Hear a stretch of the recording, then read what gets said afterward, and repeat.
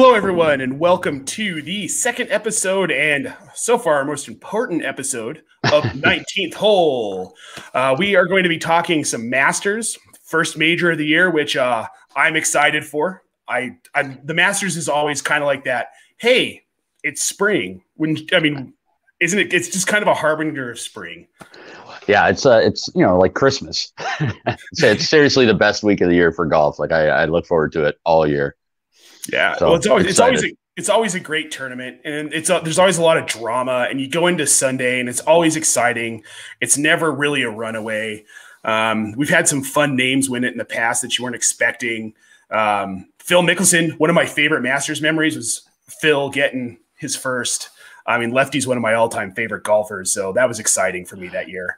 Yeah, they've been playing that clip of Phil with his wife coming off the 18th hole after she had gone through breast cancer and all that. I mean, it's just there's all these like really classic, cool, epic moments that you see every single year. So I've got it constantly playing on TV here. I just love watching it.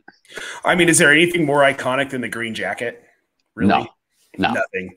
No, I think I want one. I want a replica one. Just wear it out to the bar. You know what's funny is I thought about trying to order one for this show.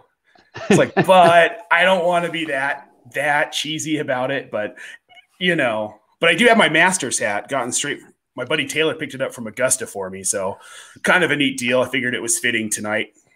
You're looking sharp, man. If you're gonna wear it, now's the time. Right, exactly. When we're talking about the Masters, so and with like spring's coming. And that's exciting. The weather's warming up. We had our first thunderstorm here in Denver today. It was pretty cool. We got beat up pretty good last night, like really strong storms. And it was 87 degrees or something 2 days ago. Got out, played golf, got sunburnt a little bit. Nice. It's been awesome. So already played 3 times this year. So we're getting lucky up here in South Dakota. Yeah, no, that's amazing. That's amazing. Jen and I were just talking today. We drove by, Indian Tree Golf Course here in Denver. We drove by it picking up Jackson from school and instantly looked at it. We're like, we need to play there a couple times at least, like soon. We need to get out there. So tossing the sticks around. I'm trying to think. I think that might have been the first course that I shot par on. I'm pretty sure. Really? Or it could have been Applewood, more likely Applewood, but which means nothing to anybody but you and I. But well, Applewood cracks me up because the first hole is like a straightaway par 4, and you're elevated. The tee's elevated, and if you've got a big enough drive, you can drive the green. And I've done it or passed. I've driven the green on that a couple of times. People didn't believe I could do it that I was playing with. They're like, just go ahead and hit. Like, well, there's still people on the green. So I did it anyway. And the last time I played there, these guys tried to start a fight with me because I drove the green. I mean, I was like 10 feet from the cup, but they were still putting. Yeah, easy, Bryson. Yeah, I know. I thought about, does this qualify me for the Masters this year? It did, but so in addition to golf, we're also going to be talking a bourbon. Tonight we will be sampling. We've got 2 completely different. Sean just moved us up here. I've got the 86 proof. I wasn't able to find the 100 proof. Connor did find the 100 proof. So he's going to get a little more toasty than I will tonight during the show. But yeah, it's a good bourbon. I've never had it before, so I'm excited to kind of get into talking about it a little bit and learn a little bit more about it. Yeah, so Old Forester 100 proof, kind of again keeping with the idea of finding affordable whiskeys that you can get every day. Although Nate couldn't get it, but it's fairly readily available. Most of the time, you can find it for right around $20. It's really been a staple for me. Makes an excellent cocktail. Holds up really well in there, being at 100 proof. And for being 100 proof, it really doesn't hit that hard, which I also like. It's it's really smooth in comparison to a lot of higher octane stuff that you drink. So yeah, look, and so a little bit about Old Forester. Old Forester was founded back in about 1870 by George Brown. He created Old Forester at that point. The original one was 90 proof, so a little closer to what Nate's drinking. They were one of the few, just like Buffalo Trace was, that was able to operate through Prohibition, which is kind of cool. So one of the neat things about them is that they've actually just opened recently. It's probably been about 3 years or so. Have opened a facility in downtown Louisville, so they're actually in the city, and they have a fully functioning cooperage. Which, if you don't know what a cooper is, they build the barrels.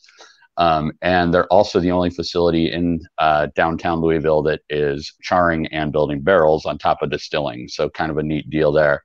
That's really cool. That's really cool.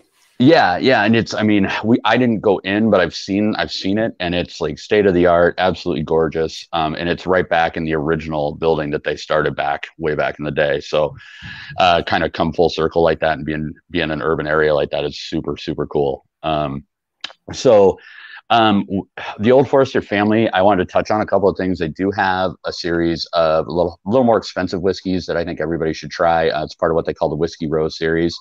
And what it essentially is a progression of 150 years of different recipes, different distilling tactics, things like that.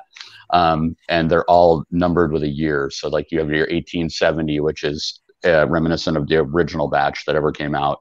Then 1897 is the bottled and bond version. 1910 is kind of reminiscent of when the distillery was shut down due to a fire. And what they did was they actually took all of the bourbon off-site in barrels and kept it stored in barrels until they were able to get the distillery back up and repaired and running again. So that's actually my favorite one in the series. It's a little... I would liken it probably to what I'm drinking over here. It got about the same type of flavor profile. Maybe a little lighter, but that one's my favorite in the Whiskey Row series. And then they also have the 1920, which is a prohibition style. So if you ever have the opportunity, you're out, you see them. A lot of places will do them as a flight. It's just super fun to taste through the progression of them. So yeah, that's, again, those are probably approaching closer to $50 bottles, but if you're feeling rich one day, grab one of them. They're excellent. So, well, no, something I'll say, it always kind of like, I don't understand when you see like a $70 bottle of vodka. Grey Goose I get, but some of them, like vodka is vodka to me. But when it comes to bourbon, I mean, there's a marked difference in price. Yeah, I mean, generally there is, but like you and I kind of talked about when we were getting ready to start the show up, there's so many good values that are sub $30. And I think we talked about it a little bit last time. You get a lot of people that are out all over the world trying to find these, high end, can only get it once a year type of bottles. And there's stuff sitting on the shelf that I think is every bit as good as some of the higher end stuff. So, yeah, while I do agree with you, like obviously when you get into the more expensive stuff, like it's absolutely a lot of times worth the money, but right. For Not a daily always, driver, though. no, I've had some really bad, whiskey that's over 70, $80. So, I mean, it's just kind of hit and miss, and you got to taste the rainbow and, right. And sure. end up finding out what you like. Well, and so much of it comes down to personal taste anyway, with a lot. Yeah, it does. It does. And like you and I kind of have a little bit different palate on it. For me, like I like a little sweeter with a little hotter finish. And I think last time we were talking, you definitely were on the more mellow side. So, I mean, again, it's getting out and trying stuff and just figuring out, what your palate's like and really living within some of the brands, like Old Forester, I'm going to get similar flavors throughout the whole line. There's going to be some nuances, but for the most part, I kind of know what I'm getting into. And that's why I'm okay spending up for, a more expensive bottle because I trust it. It's going to be good. Right. Like the tried and true ones that you've had. I'd be interested. Have you ever had Pappy Van Winkle? Yeah, a couple times actually. Funny story about that. I actually had a flight of them at Christmas time. We were up at Mall of America, and they just happened to be on a back bar in the hotel that we were sitting at. And so I had a little 3 vertical deal of it, and I think it's good. I would have a hard time paying more than what retail is on it, but if I were lucky enough to be somewhere that had the bottle at retail, I'd snag it every time. I mean, it's good. Well, maybe if anybody from Pappy Van Winkle is watching, we'd love to taste your bourbon on the show. Just send us a bottle. we'd be happy to maybe you can change my mind as to where I feel like it's probably overpriced. Who knows? Yeah, they're part of that family that we talked about last time. So, there's some similarities in a lot of those brands too. But yeah, if anybody out there, Buffalo Trace is watching, send us a bottle.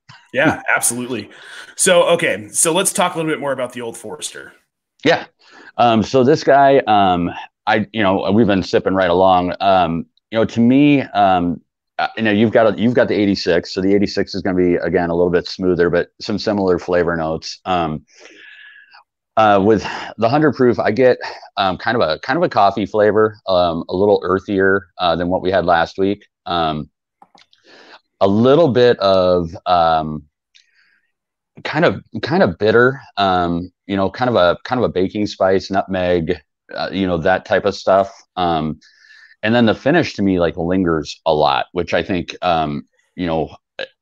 it's important to me. It's kind of what I said again when we were tasting last time, was that I like it to kind of hang out with me. I don't like it when a whiskey leaves me wanting more. Like, I'd rather just be able to kind of sit there and enjoy it and walk away with it.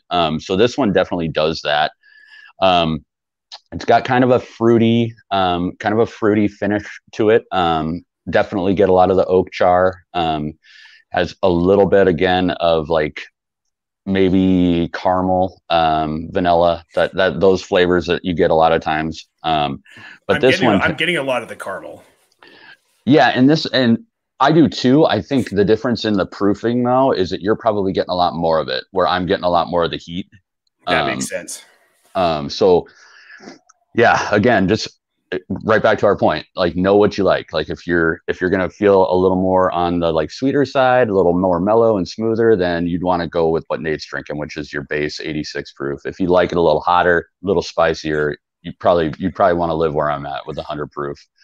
But again, getting back to the actual juice that we're tasting is, what I love about Old Forester is it stands up in almost all the classic cocktails. And way back when cocktails were really becoming like all the rage, Old Forester actually went through and reformulated a lot of their whiskeys so that they intentionally would hold up in cocktails. Interesting. And so, it's stuff like that though that people don't think about, like, especially when you're constructing cocktails. Like, I'm drinking a cocktail because I want to taste the spirit, and if I can't taste the spirit, I mean, what's the point? Right. And I think a lot of whiskeys, a lot of spirits, period, can get overpowered by what you're mixing them with. And these, as a general statement, the whole line will hold up in any kind of classic whiskey cocktail that you're going to make. So, again, it's a staple for the back bar. It's affordable. So if you haven't ever had it or haven't given Old Forester the brand a chance, it's one of those that I just love. It's like near and dear. So. Well, so as I'm tasting, I'm still getting a lot of that heat, surprisingly, with the 86 that you're talking about. I expected to be missing it, knowing that I was down 14 proof from where you're at with 100. However, right, not intentionally. Thank you. I tried, man. I tried. But I'm still getting a lot of that heat, and I like that. That's one of my favorite things about bourbon, is that heat. That's why I think I've gravitated to it. The heat and the pepper is something I really love, which I catch a lot of with this. But it, like you said, it lingers. Like, it's sticking with me. So it's not one where I feel like I'm having to take a sip every 30 seconds to maintain that flavor in my mouth, where it's hanging out. And I really like that. And especially for a $20 bottle, for it to linger like that, that's impressive. Because, I mean, if you think about like the Beams and the Jack Daniels and some of the cheaper bourbons, you don't get that with them. It's like, it's in, it tastes, and it's out of your mouth. And then you're left wanting or not wanting more, I guess, depending on who you are. I'll be honest, I'm not the biggest Beam fan. I'm not the biggest Jack Daniels fan. Beam Black is really good. I like that one. But that's really, out of those two, that's the only version of those I really like. Some of the higher end Jack Daniels, especially like the single barrels or the barrel proof, that type of stuff, where you're getting up in the $55 to $65 range, like those, I'd put those in a cage match with a lot of whiskeys. I mean, they're they're excellent, and they're actually, I think, a good value for the money too. Like where you're not in the absurd level, but you're, you still know you're spending money on a nice bottle. Right. So yeah, generally I drink regular Jack mixed. I can't even think the last time that I had it straight, but some of those higher end ones, if you get the chance to try those are really good too.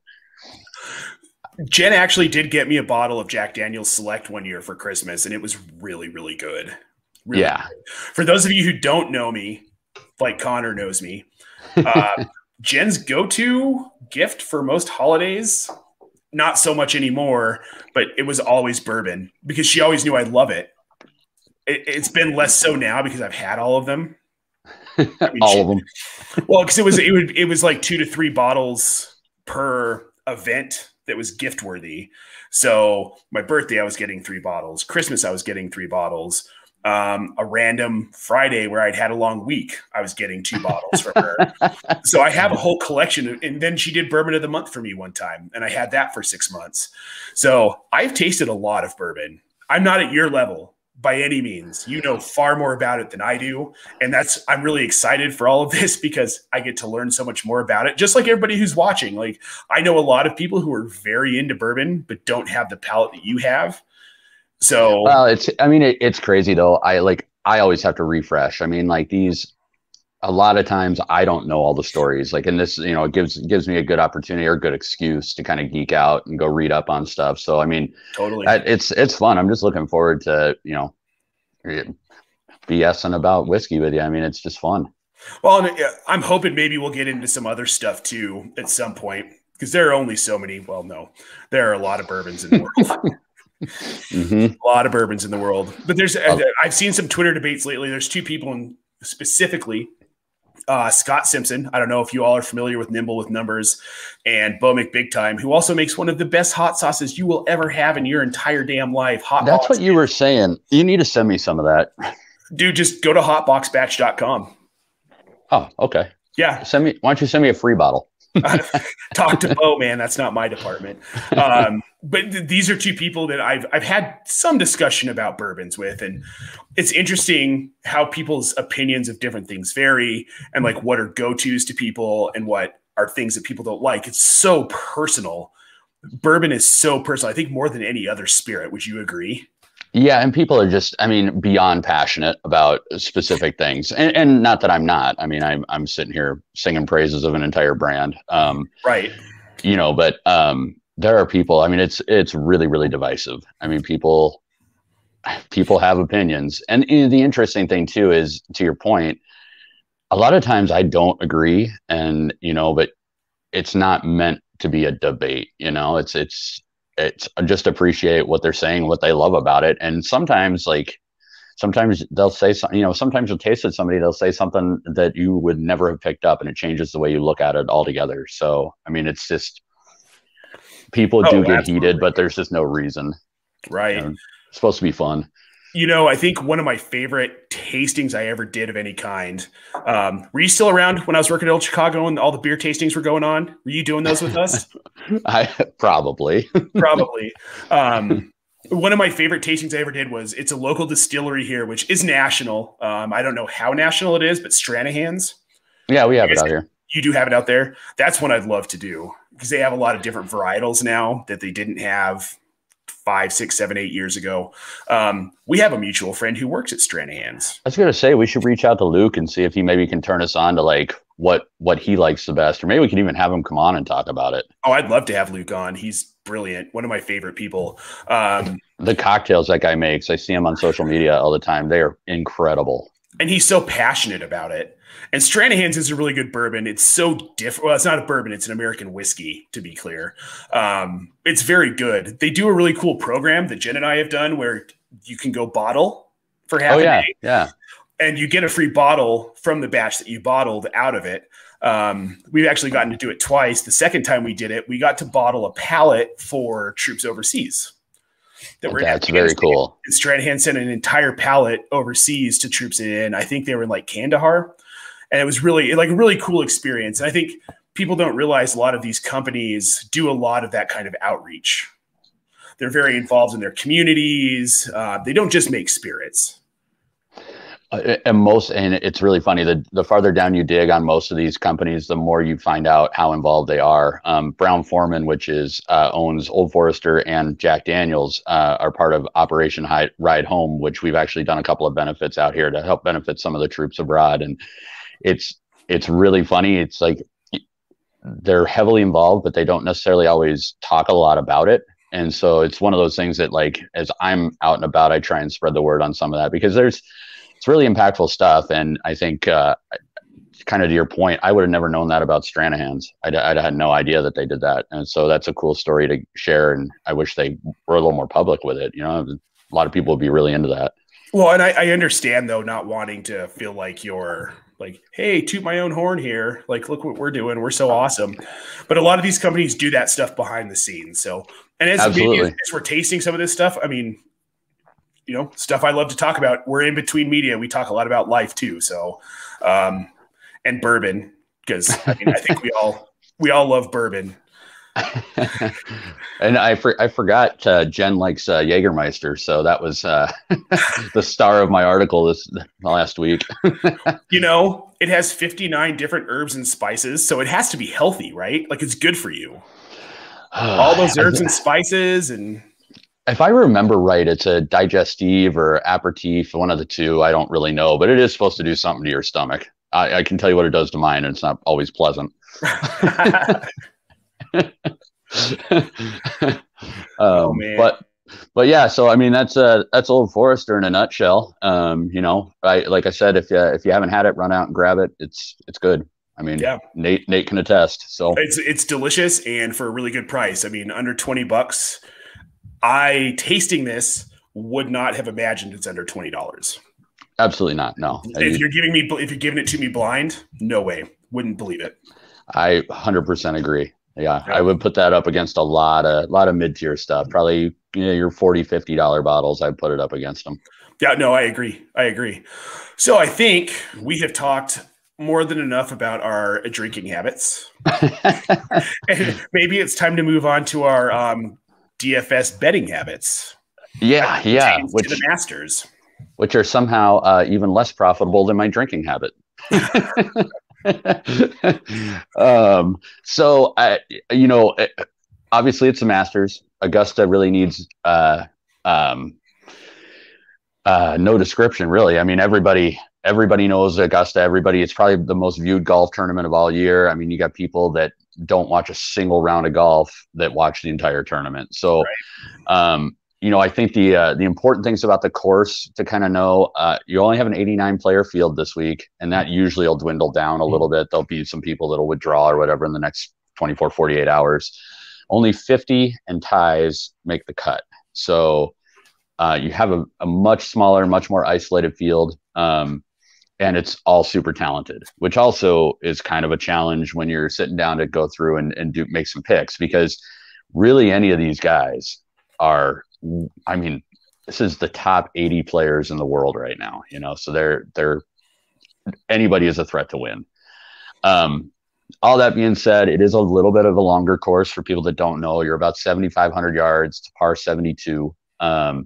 You're dealing with bent grass greens, and I believe it's overseeded rye fairways. The rough is actually typically a lot shorter, a lot more tame than a lot of courses on tour.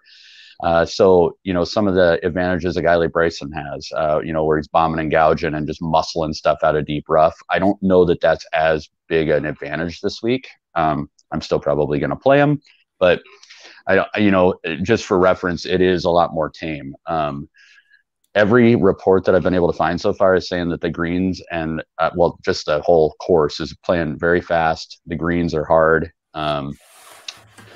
They are expecting a little bit of moisture Thursday midday, probably. It's going to be a little breezy Thursday, Friday. And then the weekend is all the way up to a 60% chance of rain, I think. Interesting thing that I did not, I think I had heard, but I didn't remember necessarily, as I was listening to the Tour Junkies today, and they were talking about how the entire course has a air system built into it, so they can dry out the course and actually manipulate the speed. No kidding. Yeah. So, and not just in the greens, some courses do have that, but the entire course has it. So they can and do routinely adjust the quickness of the course based on the scoring. So they can make it harder at a moment's notice. So the only reason I bring that up is just to know if it rains, as long as it's not physically downpouring and lightning and all that. I mean, rain won't necessarily impact how the course plays, but the wind will a little bit. So I did kind of take that into account, but I didn't overweight it, if that makes sense. Yeah, that makes sense. Yeah, so we're kind of getting right into the picks. So I took a look this week at a few key things. I looked at par 5 and par 3 scoring. Those are really going to be your opportunities to make some hay. I looked at tee to green, shots gained tee to green. I looked at approach, and then I actually did look at a little bit of putting this week, which I don't usually even weigh that in. I think it's one of those things that's so variant that doesn't always give you the information that you can make a decision with. But I did look at it just from like what I was saying. If the course is playing really fast and the putting is going to be tricky, these greens are already tricky. So I don't want somebody that's trying to find their groove on putting. I'd rather have somebody that at least is showing some consistency week to week.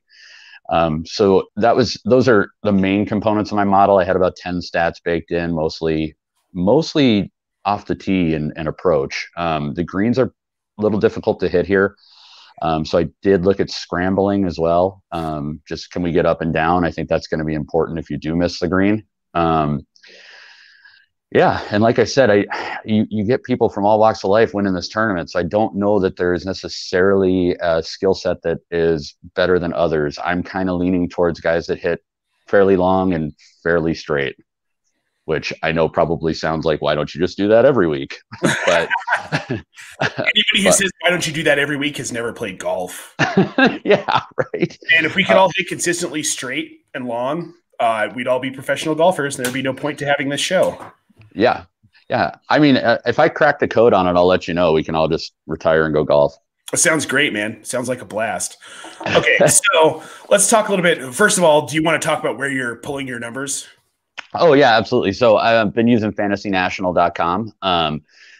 Love it. It's probably the most customizable site that I've found. Been using it now for about a year or two, and it's super easy to use. A lot of cool features on it. There's tournament simulators.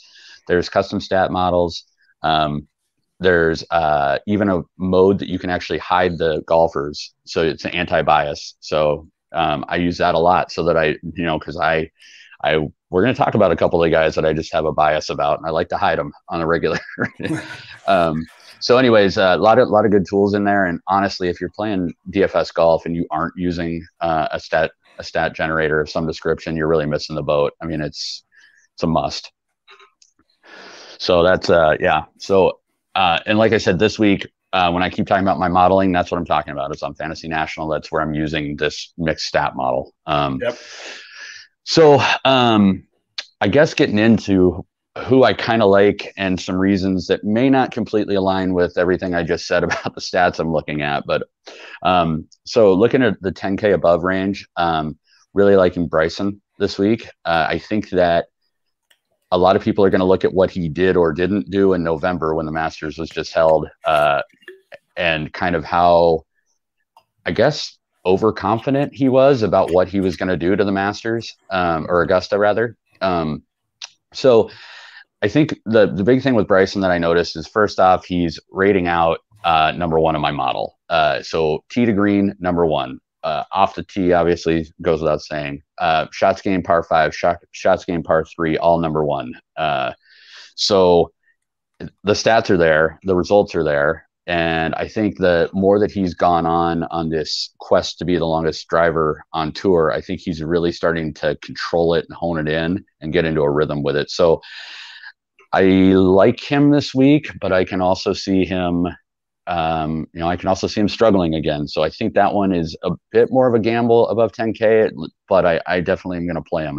There's just that distance advantage goes without saying. So I want to ask a question about someone that's kind of a bigger name heading into this tournament, Rory McIlroy. Yeah, so that was one of my guys that I have a bias about.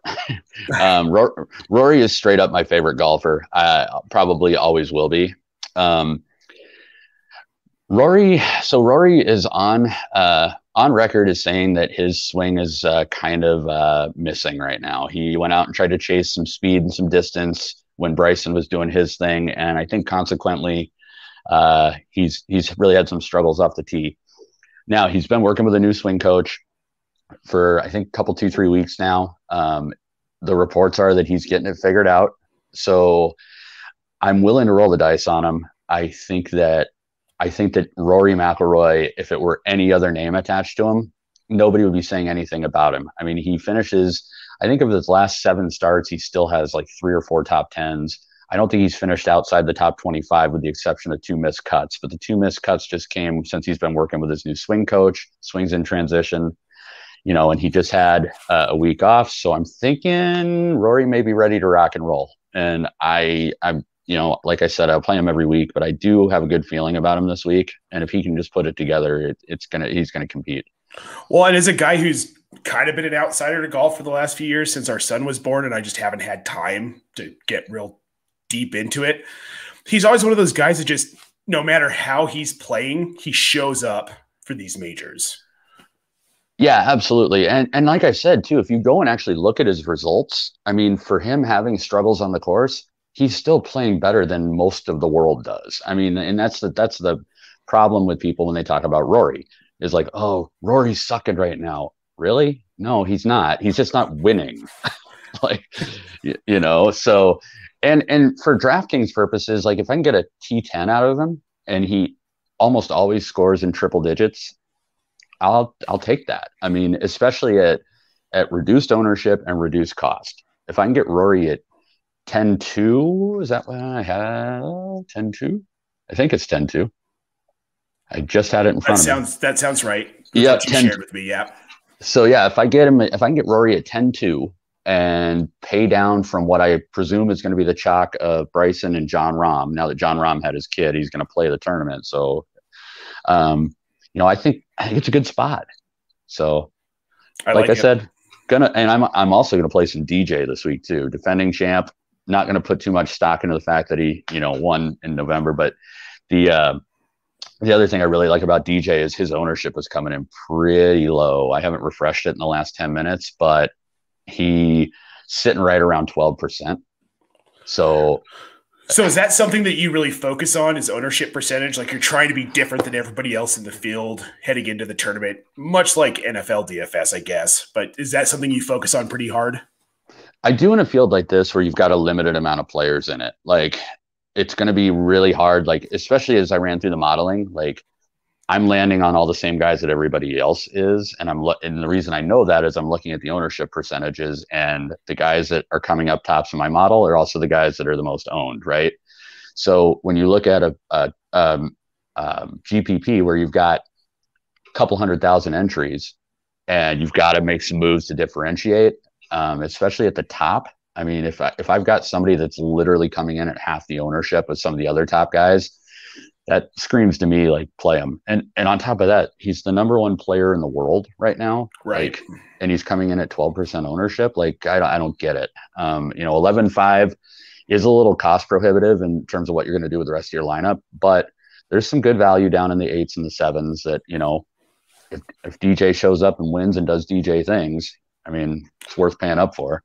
Right. The risk is worth the reward if it pays off, essentially. And again, Dustin Johnson, like, I mean, he could literally lap the field. Yeah. 100%. So yeah, that's my 10K and above.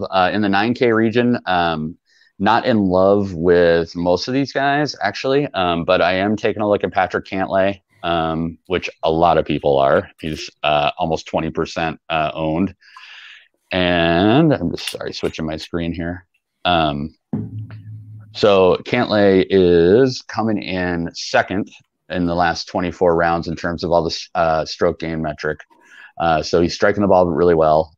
He's been trending pretty decently. He's one of the most steadfast and consistent players out there. So I don't mind Patrick Cantlay. I just don't know if I see him winning. And at $9,800, you almost need him to at least be in the top 3 or 4 to return value. So I think a lot depends on if you're a Cantlay guy and you believe that he's trending to win, then I would definitely plug him in. Even at 18-20% owned, like if he wins, you want to have him. Right. I can't believe that I'm actually thinking about suggesting playing this guy, but Jordan Spieth. Man, he was everybody's like Cinderella. What was that, like 5 years ago? Well, yeah, and then he decided that he was going to forget how to play golf for about 2 years, and somehow magically, though, every time that he shows up to Augusta, he finds his game. He just won last week. He actually looks like he's got his stuff back. The guy is notoriously an excellent scrambler, excellent putter, and again, he does all of those things better than normal when he's at Augusta. So, Spieth's one of those dudes that could go out and win it no problem, or he could be trunk slamming on Friday. So I like where his game's at, though. I just never play Jordan Spieth, but this week you are looking at it. I see it. I got it. I'm probably going to play him. And then Patrick Reed at 9,300. So Patrick Reed is my other guilty pleasure. I play Patrick Reed every single week. The guy can pop off at any given moment. And he shows up for these. He's a previous Masters champion. Right. So I trust him to compete. And then getting down a little farther, getting down into the 876K area, just to kind of condense it a little bit for everybody. I really like Daniel Berger. He's somebody I've written up, I think, a couple of times now in the previous weeks. He's trending right. I think a lot of people kind of jumped off of him with the rib injury that he had a couple weeks ago, but I'm not afraid to play him. He's got all the tools to play well here. Max Homa. So Max Homa at $7,100. I was kind of on him, and I think when I sent you that message over the weekend, you kind of saw that. And then I'm kind of starting to hear a lot of people around the industry are on him.